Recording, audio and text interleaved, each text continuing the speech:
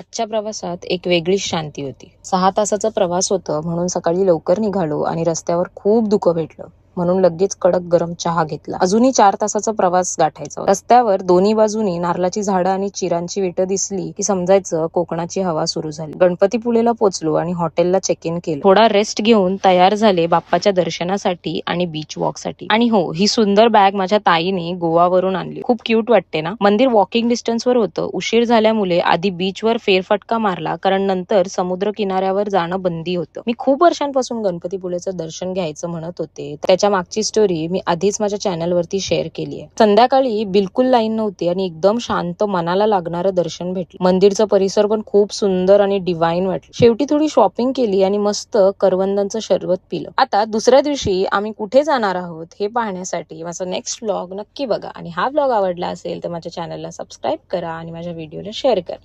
Bye.